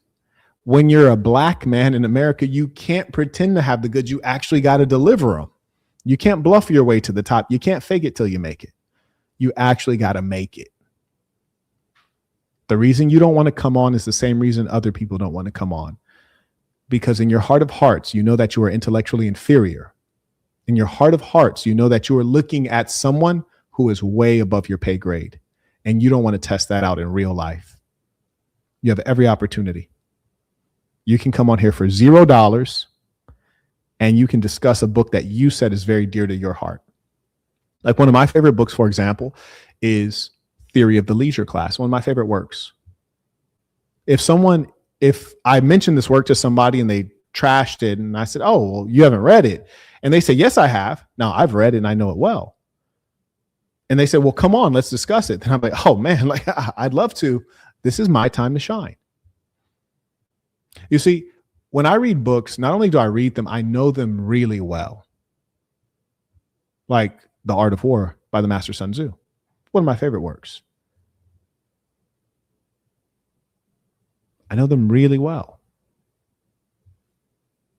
He's not going to come. What has it been, like 15 minutes? He's not coming on. That's a pity. That's a pity. He had the chance to prove me wrong. And I offered that to him. Now I want you guys to notice something. The moment I offered him to come on and have a discussion about a book he says I've not read, and mind you, I don't pride myself on reading books. I've even told you guys before, You should definitely read The Black Box. It's a masterwork designed for our time. But I also tell you at the same time that books will never do more than action. Books will never do more than action. Depends on what we're talking about. We're talking about revolution right now. Revolution is not going to go on in your skull. Revolution requires actions out in this world, requires you being a part of an organization, an organized fighting force. So no, I will not tolerate any coffee shop revolutionaries. The moment I gave him the offer to come on and discuss this book that he loves, all of a sudden I made him an offer. Then all of a sudden he wants to make a counter offer. Dude, come on, stop it. Just come on and discuss it. You lied and you're embarrassed. I just wish people could tell the truth. I just wish people could tell the truth. Right?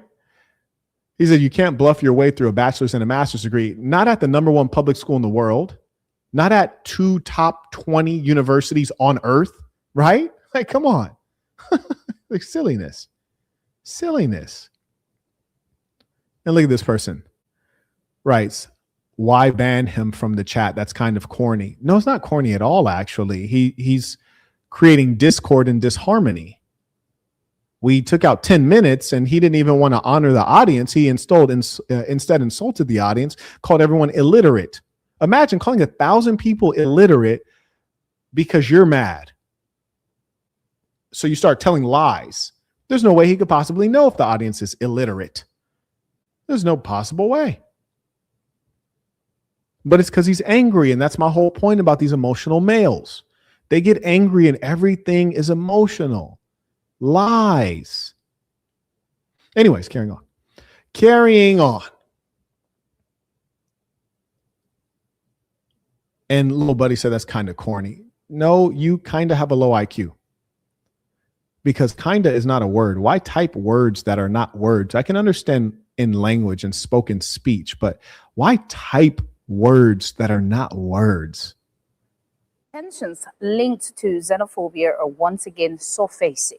For many African migrants, daily life is becoming increasingly uncertain. Reports of harassment and attacks are raising concerns.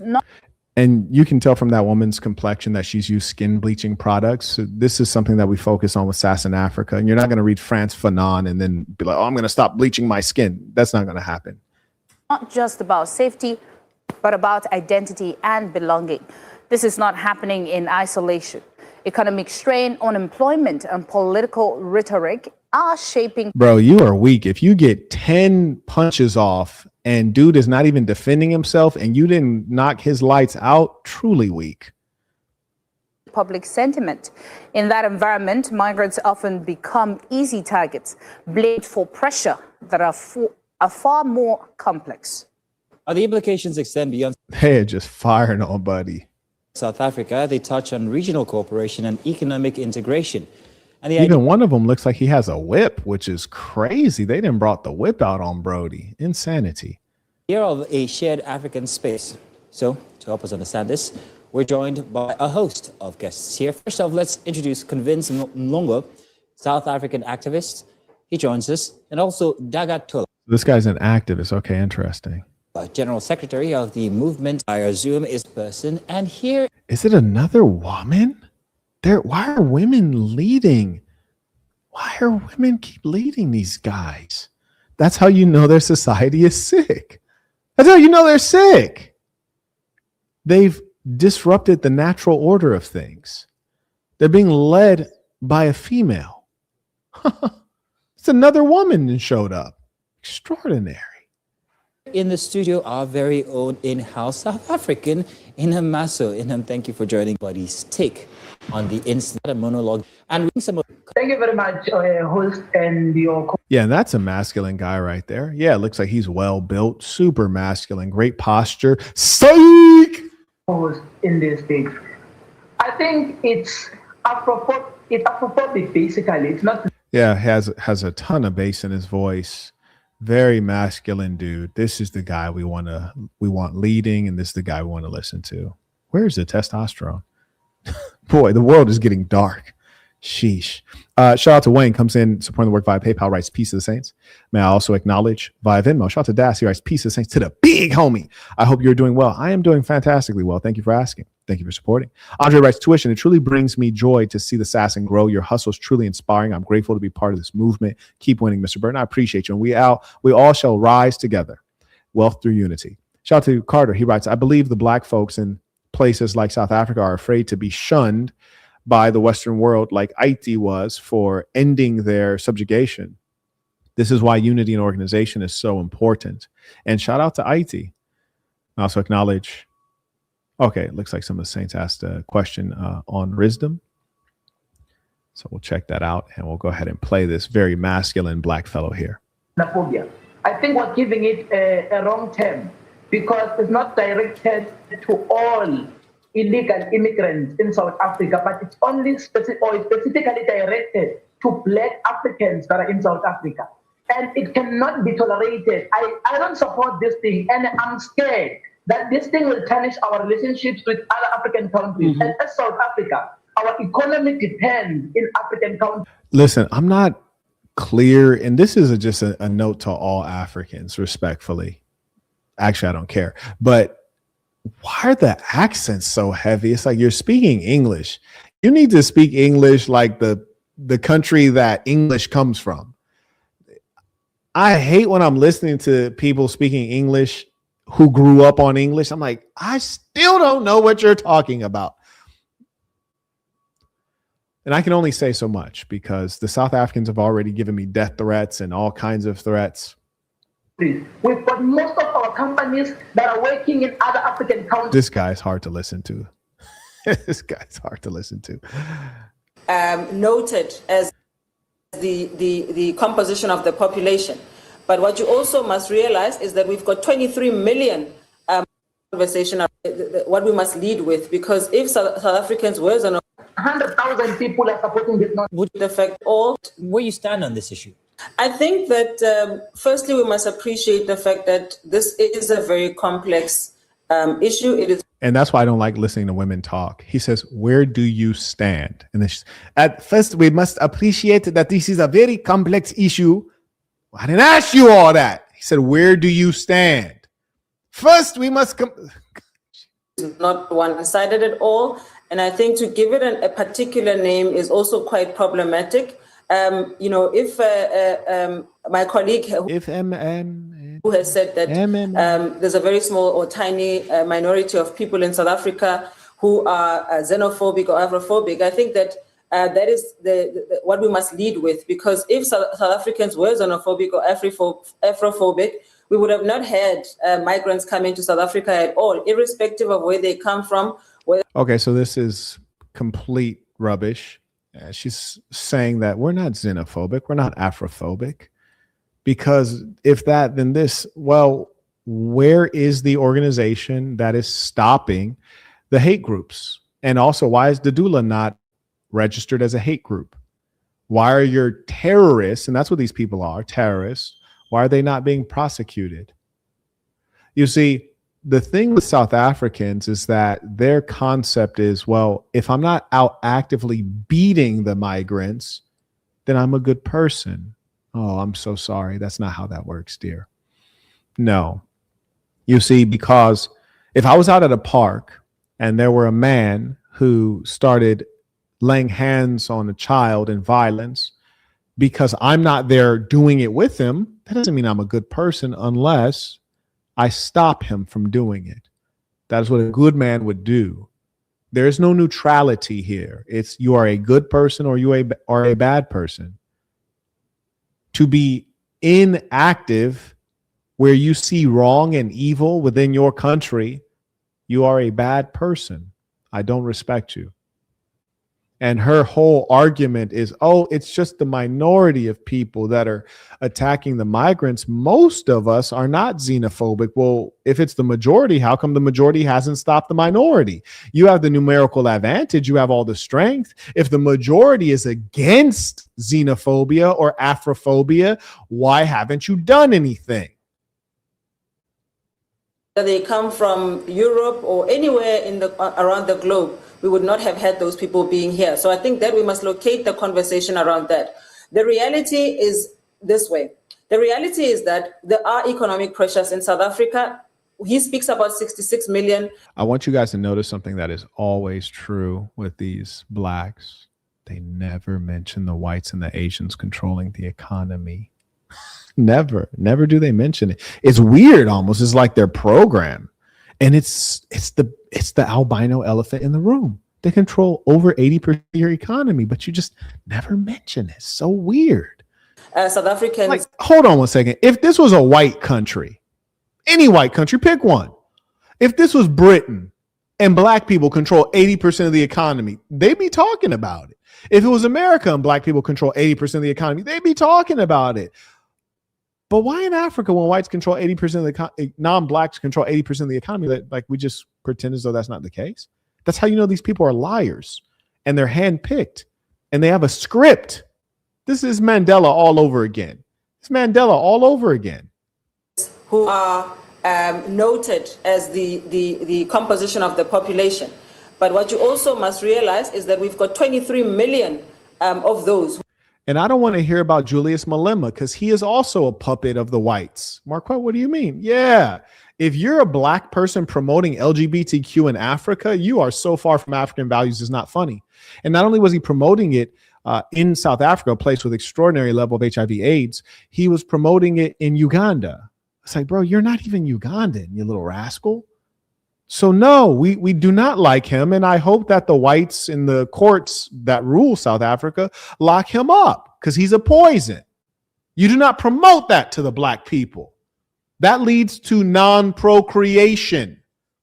Males and males do not procreate. Females and females do not procreate. That ends our population. And it leads to more disease. So no, we do not respect him. We condemn him.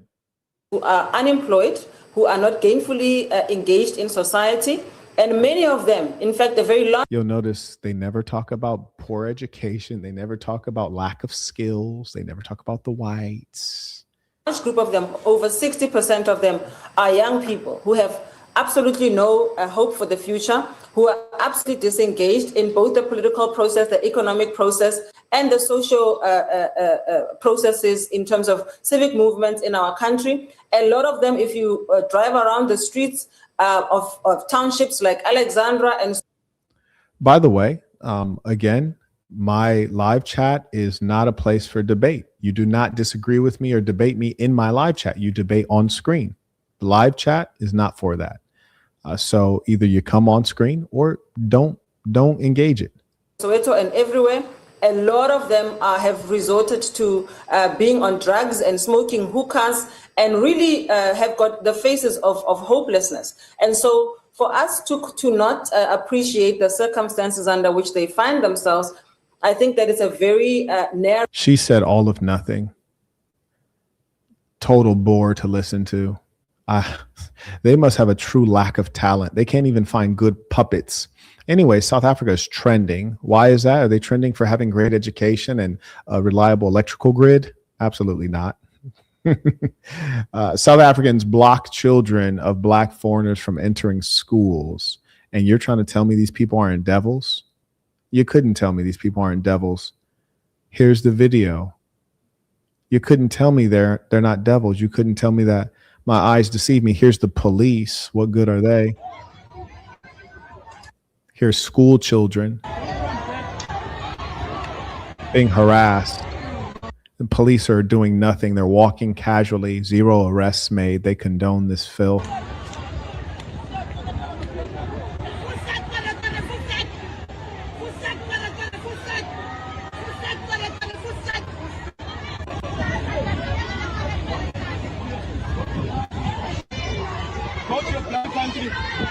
And then you hear this boy yelling, look at this guy. He's shaped like a dwarf. Actually, I'm not going to say anything else, but here he is. Go to your country. Go to your country. You're yelling at children and women, my boy. See, may God keep me from going back to South Africa, because if I was there, I would have probably wired his jaw. Yeah, I'd have probably made sure that jaw got wired up. I don't think I can psychologically handle the idea of a grown man yelling at a woman and a child trying to get education. I think that might just cause me to snap. That might cause me to snap. You're yelling at children and women talking about go back to your country. These are school children. That might cause me to snap.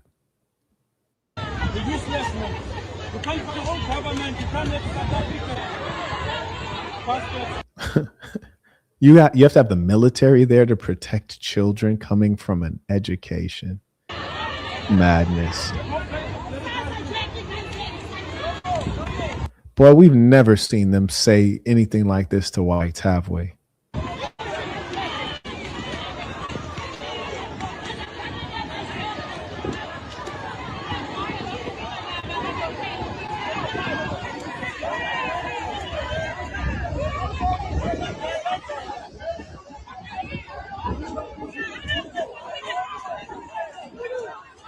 Utter chaos and intimidation.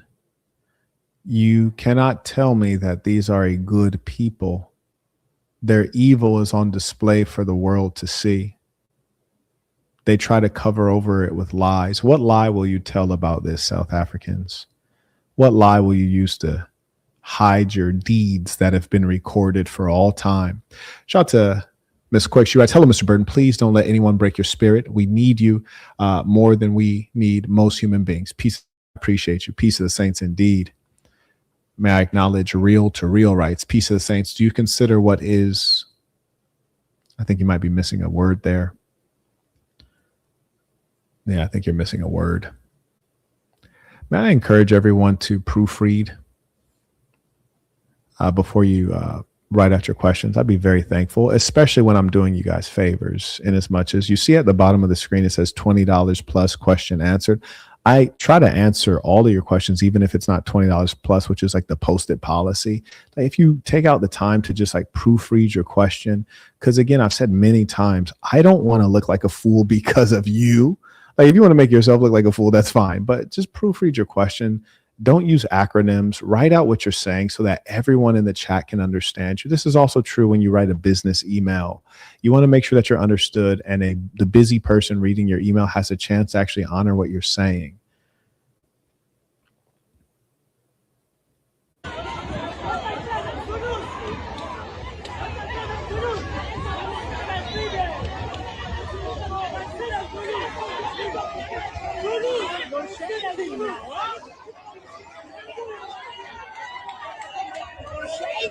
Just imagine you're taunting children.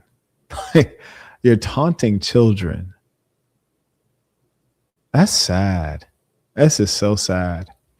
If you're a Black American watching this, trying to figure out what's going on, just imagine your grandparents, when they were trying to go to schools and you had the whites outside who, were being hateful, yelling, cursing, and spitting on people because they didn't want integration. This is basically that.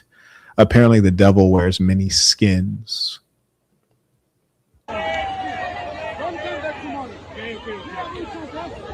See, I hope you guys heard him talking to, he said, don't come back tomorrow.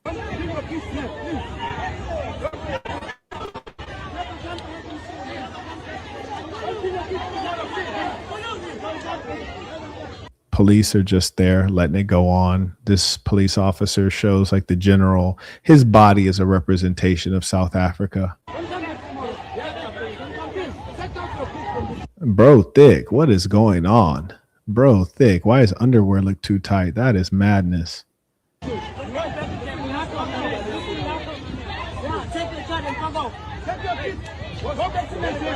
He said, take your kids, go back to Nigeria.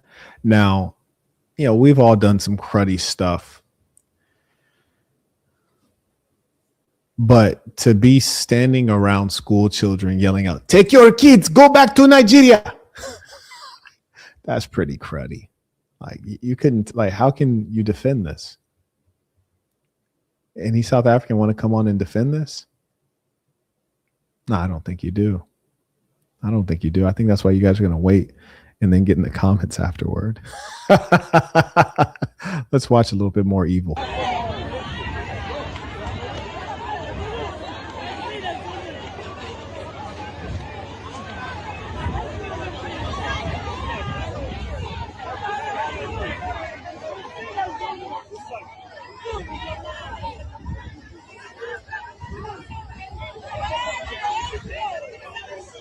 And clearly there's an obesity issue in their country that they need to take care of. And this is, unfortunately, it's all too common.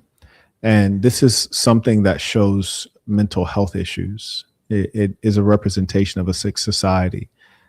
There's nothing that you can tell me in regards to obesity, because the idea that you're full and you keep eating, you can feel when you're full. Like my stomach's resized recently because I've just been working so hard. I've been having, fewer meals, or there's been bigger gaps in between them. And I've not been eating as much because I'm working while I'm eating. And so I'm still not eating that much food.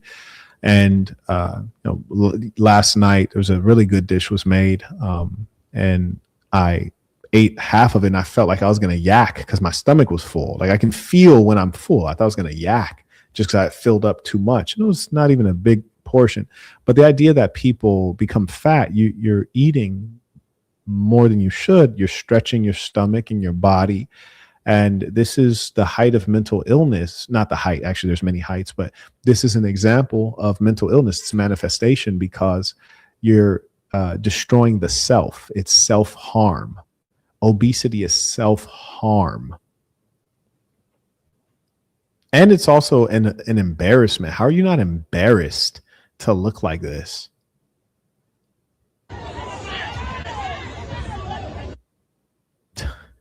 The police, no less. Like, word, the police. How are you going to chase down the criminals? This is South Africa. South Africa, ladies and gentlemen. South Africa, ladies and gentlemen. May I acknowledge via Venmo? Shout out to Shondell, writes, South African blacks ostensibly say they care about Africans, but yet I've never witnessed them being welcoming. Correct me if I'm wrong. You are correct. I cannot correct you there. You are correct. Oh, for shame. Blocking the children and claiming that what they're doing is righteous.